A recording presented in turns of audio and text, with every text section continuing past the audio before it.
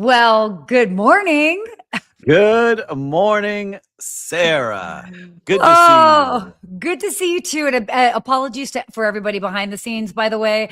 I know we're a little late on coming on our live. I was actually having technical issues here.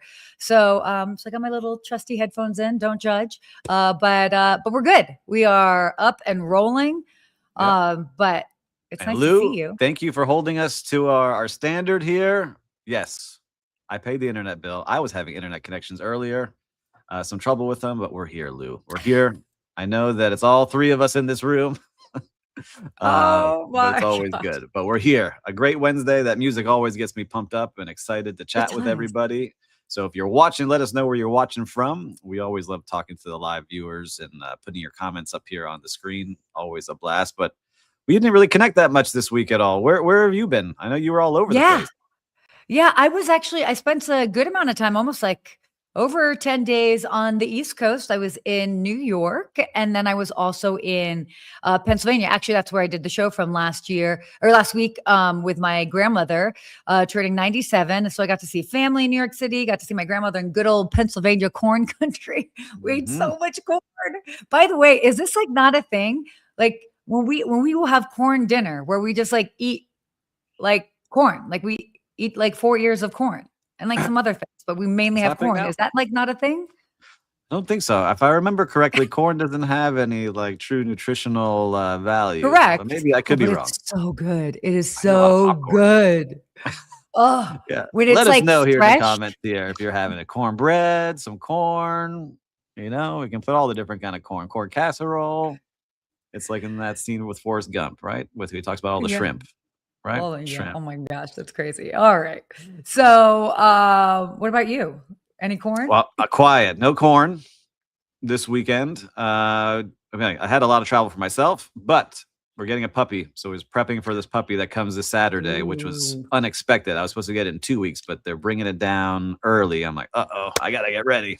So it reminds the me of pee-pee having a kid pads. again. Like there's so many things. I got overwhelmed. I was walking into the pet store. I'm like, I don't know what to get. There's so many different things available here. So for anyone out there with puppies, let me know some success stories here. Send me some messages. I would love to hear some tips because I do have 2 kids. I'm like, how much harder could it be than raising kids? But everyone's like, get ready. Different.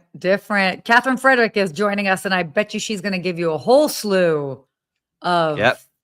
All right. I'm going to need those tips. I know that I got a puppy coming. Yes, I got a sheepadoodle on the way. His name is Ryder. So Ryder may be joining some shows here soon.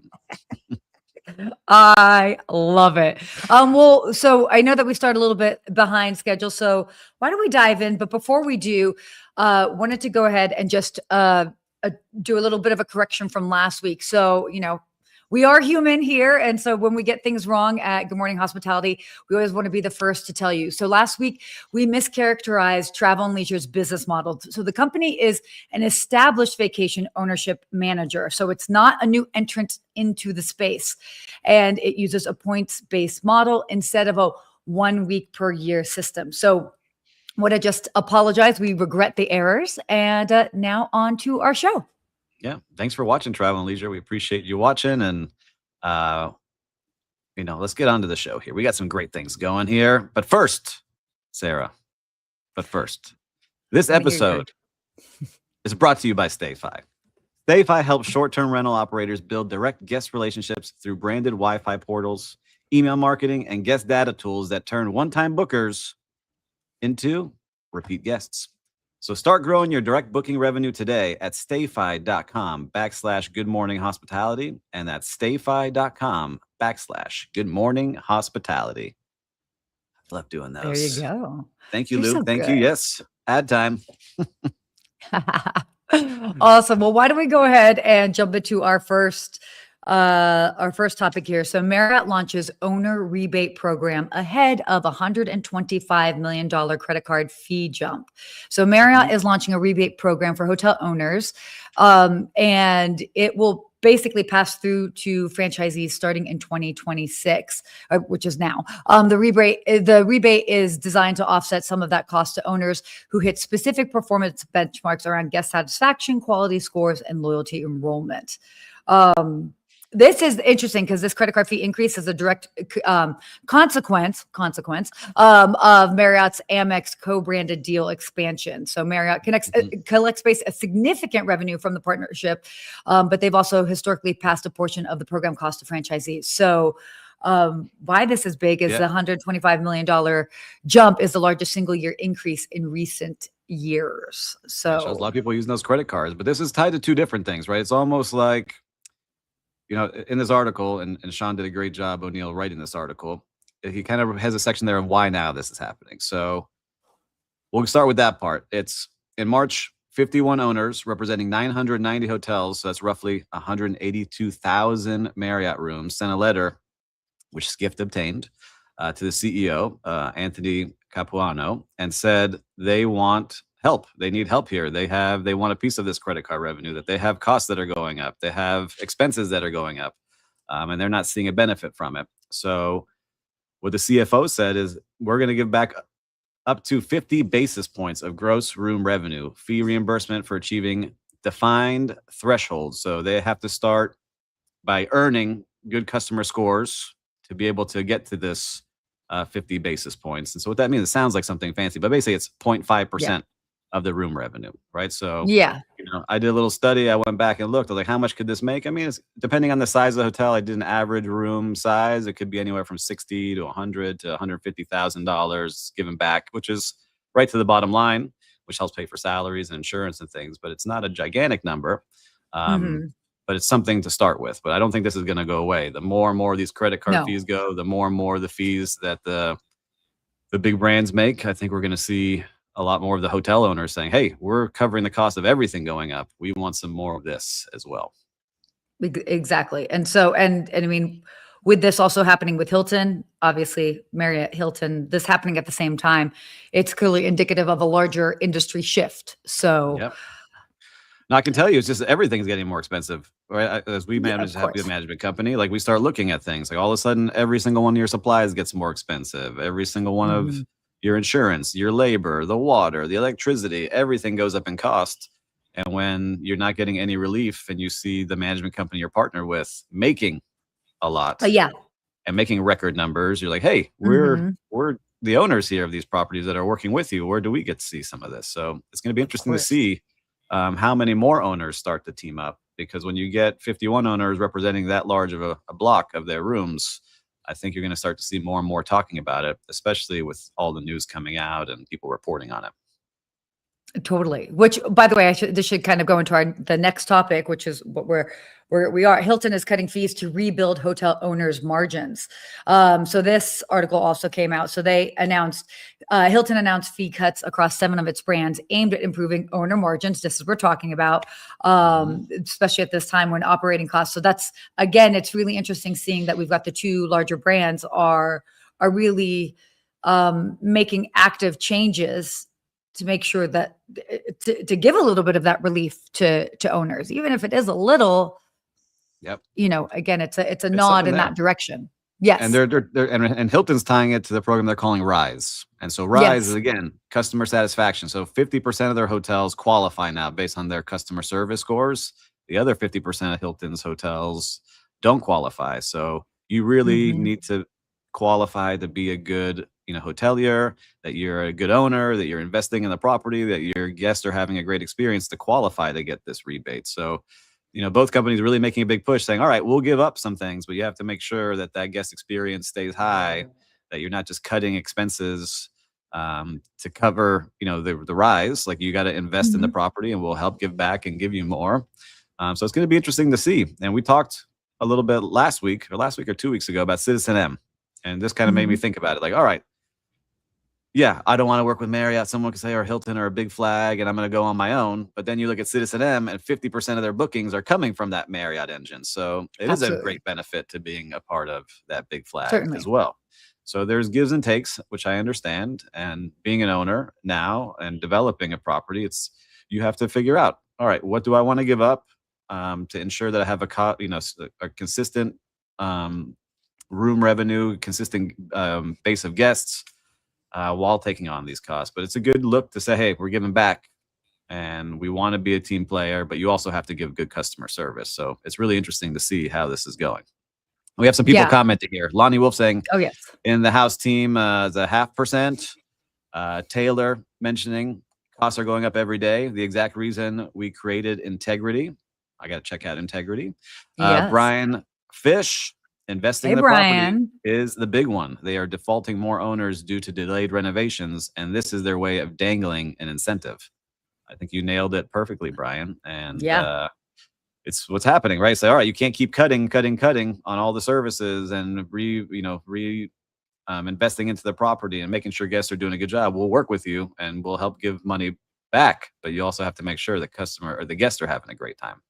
So it's going to be interesting to see how this continues to play out, because there is more and more brands coming in, more and more companies that are trying to renegotiate. We talked a couple of weeks ago where I think it was like 1,200 hotels may not even renew their contracts. So it's an interesting time right now, especially with the business environment and what's going on out there with, that mid-scale hotels, really kind of struggling, and the extended stay growing and the ultra luxury growing. What's going to happen in that in between? And that's where most of these owners are at. Yeah. No, it's a very great point. It's interesting times indeed. So why don't we come to our next topic here? Let's do it. Club Med. So this is kind of cool. So Club Med's premium pivot shows what commitment actually looks like. So this is actually kind of a cool thing. Yeah, check it out. So recently, Club Med, they posted revenue growth of roughly 12% year over year, with average daily rates of up 18%, driven basically by a decade-long commitment to exiting the budget all-inclusive space and repositioning more as a premium resort brand. And what was actually really exciting is they just did a groundbreaking. That's what that picture was from in St. Yes, exactly, which is part of the U.S. Virgin Islands, not to be mixed up with the drink. And so it very exciting to see kind of what they're doing. But we've talked about this for quite some time as far as like the industry and where all-inclusives are moving towards. It certainly becoming more, having more premium options. And it's very great. I like it. Look, I have never stayed at a Club Med, but everyone knows that name. If you think the Caribbean, yes, you do. That very 90s, like, all right, let's go out there to Sandals and Club Med and these places. But now they're pivoting. That people want that experience. I think cruise ships have helped people realize they like that kind of environment and kind of pushing upscale. And so with Club Med now, again, where are they going? That not ultra luxury, but luxury segment. They're pushing their property to be nicer and nicer. Premium. They're investing a lot of money. They really want to get a piece of that business. And I love that they're coming to the U.S. for the first time. It's not continental U.S., but the U.S. Virgin Islands, where I was 2 weeks ago and fell in love with. I'm like been dreaming about going back. Right. It's so magical and it's great. I mean, it's part of the US. So I did a post on the US Virgin Islands and British Virgin Islands, and a lot of people were like, do not talk about it anymore. We want to keep this quiet. So I posted a little video of going to the British Virgin Islands to the Soggy Dollar Bar, and I got a lot of views. I was shocked to see how many people were commenting and sharing and reposting. So, it just shows that travel influencer. I'm trying to compete with you. I'm trying to get my follower count up, everybody. So come on over and follow my one video that did well. It's really cool to see what they're doing. We just had a friend of ours that we know that went to an all-inclusive and did not have a good time. So we want to make sure that when people did get to try this, they have a good time. And I think with Sandals leading the way and Club Med and a lot of other major chains, like we talked about the Marriotts of the world, everyone getting more into it. I'd be really interested to see where this goes, because it's a very different model than a traditional resort.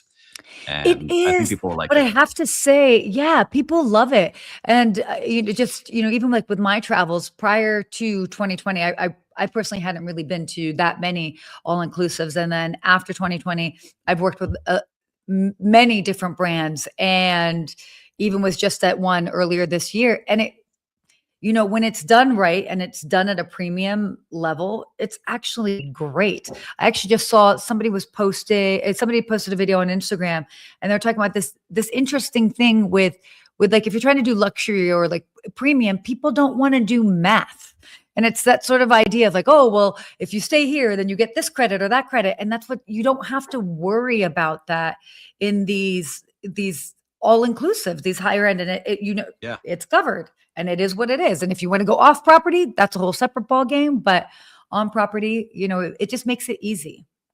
It's true. And live viewers, I'm curious if you like going to all inclusives. So let us know yes or no. I'm curious, just a quick live poll here to see if you'd be interested in going to a Club Med or a Sandals or a place like this.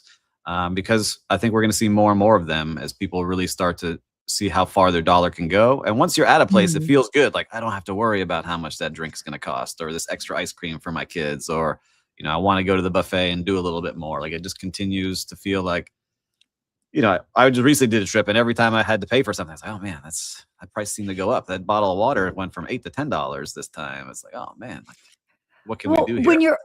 When you're on vacation, do you want to think about, okay, I'm really only going to have one margarita, or I'm going to have 3? Really? Right? I know Sarah likes 4. So, but Brian's saying they want to pay up front and know they aren't going to owe an extra $2K after the week is done. Correct. I agree with you. That's why I like cruise ships. I had a friend of mine, one of my business partners, who's like, oh, you like going on cruises? He went on his first one on Royal Caribbean. He's like, all right, I get it. I understand now. I see why you like it. It was a great experience. It's fantastic. So I think there's something for everyone out there in that all-inclusive world. Just try to make sure you go to the right place and don't have a bad experience with the one out there. Are we old enough for Club Med? Right. I think we are now. We are. Brian. We're definitely. So long as you're over 21. I'm kidding. For those margaritas, that's what I mean. Lou does mostly all-inclusive cruises, Viking, Oceania, Celebrity, with drink packages, and so don't worry about expenses. Lou, I agree with you. I got to start doing some of those more. The next tier up from Royal Caribbean. I haven't done anything above Royal Caribbean on a big cruise ship, so I got to check out the Celebrities and Oceanas of the world. My favorite thing is like when you go to all inclusives and like they do a good job, and they've got their little sweet store, and it's like, okay, I'm gonna get like some chocolates and some dessert. Yeah. It's the idea, like it just is nice to not have to worry about it. It's like, I want a cappuccino in the morning, and it's treat yourself. There's just treat yourself. Treat yourself with some chocolate and a cappuccino. Going all out over here.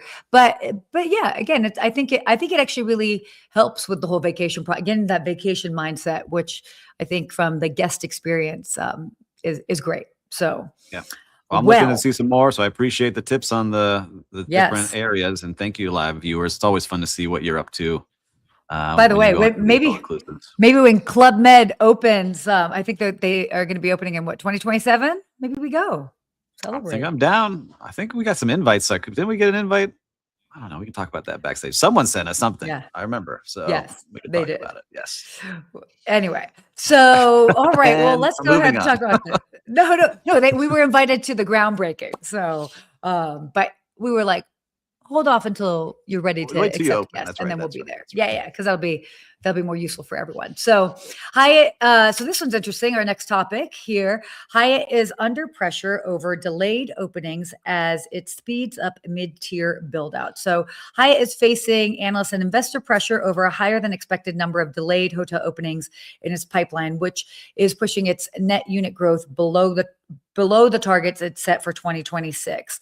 The delays are concentrated in the mid-tier segment, so where Hyatt has been aggressively building out its select portfolio. So, and this mid-tier build-out is intentional. Hyatt, as we might know, has historically been weighted towards full service and luxury, which limited its, addressable market for franchisees. But the select brands, including Hyatt Place, the Hyatt House, they've been growing faster than the overall sort of system they built out. But constructions and timeline. Construction's always challenging, right? You know this. It's very hard. It depends. And you have to be on point. You have to have a lot of people involved. We reported, I think it was last year, Hyatt went through a lot of different changes at the top of the company. And I can say just from knowing people within the company, there was a lot of different visions, but now they're starting to get back on track. And this is a big push to get those select brands, Hyatt Place, Hyatt House.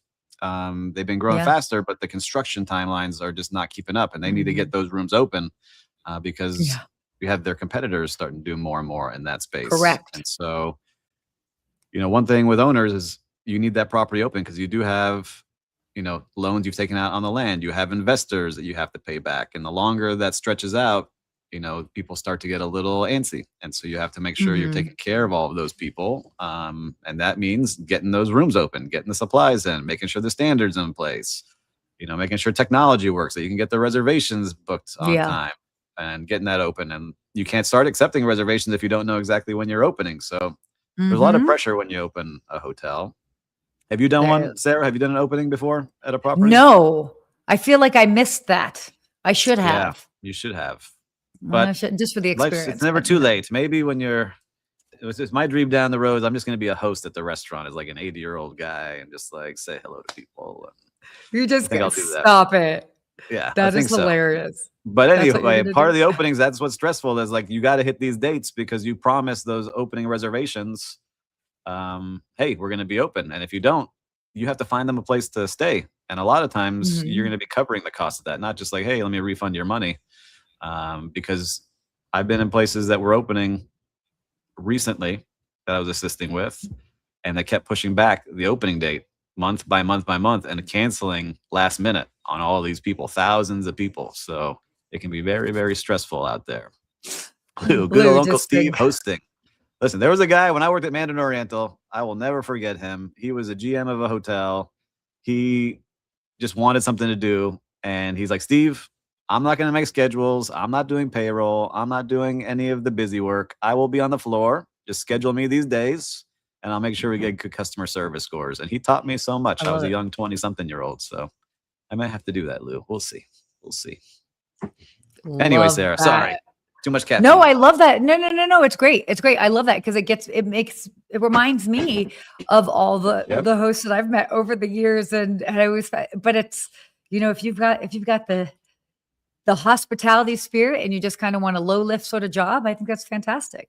I kind of like that play. I was imagining, I'm like, what am I doing at 80? Maybe I'm just chilling at a Club Med. Let's see. Good idea. Meet you in St. Croix. Anyway, why don't we go on to, I think, your favorite segment? Not my favorite. Everyone's favorite segment. Everyone's favorite segment is Whose Brand Is It Anyway? Where we put up a sub-brand and we have to guess who is the parent brand. And I know all of you out here look forward to this every single week, and this is why you tune into the show. So without further ado, let's get up this sub-brand and see if we can guess the parent brand. Do we have it? It's the question. Oh my, this is AI. Who is this company here? Prize Hotel? Stop it. Prize Hotel. What do you say? Prize Hotel. I would say Prize Hotel. I'm going with, this has got to be a unique one. H World. Didn't we talk about H World? Wasn't that one of the companies we talked about in China? I'm going with H World. Who do you think, everybody? Oh, wow. Got 5 seconds to put in your votes. Oh my God, I don't even know. Accor by Lou. Wow. All right, we see some. All right. Actually, you know what? I was going to say Accor, Lou. I was going to say that, but you said that you sent it in before me. I'll say Accor. I'll go with that. All right. The time to reveal is now.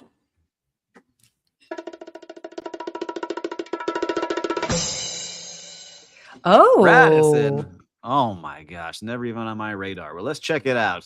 Can we put it on the screen? Can we see what it looks like? So it is Prize by Radisson. I like it. Prize by Radisson. Prize Hotels.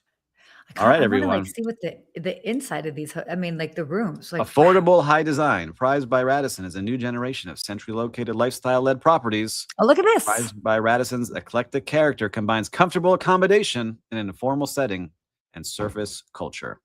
A lot of good social spaces. It kind of reminds me of a Citizen M vibe and a Yotel. Yeah. Yeah, totally. Very cool. Definitely do. You see, this is why I like doing this, because we learn about all different kind of places, and it makes it fun to see. Like, all right, I'm gonna keep an eye out for those. And where those rooms are kind of cool. The rooms were vibey. Look at that, that little fun situation there. I gotta see where they're located because none close to me, but not all right, yet. Very cool. Well, I appreciate you all playing. Taylor got it. Radisson. Yeah. Good job, Taylor. Good Yeah, job. great. Thanks And for Lou, joining what do us you think? today. Steve doing his special ad voice. I got to get the special ad voice on for that part. But wow, we cover a lot here today, but it really just goes to show you hotel owners getting support from the big brands, from Marriott and Hilton, Club Med making their renaissance here, coming back, investing in Yeah. upscale travelers. Love it. And, again, another great show, Sarah. We always do a good job here. We love having all the live viewers here. And if you haven't yet, please make sure to subscribe. And of course, send this over to a friend. We did have a lot of fun here. The more people we get in the live show, the better. We always enjoy seeing all of you here. And until next week, everybody, stay hospitable. Hospitable.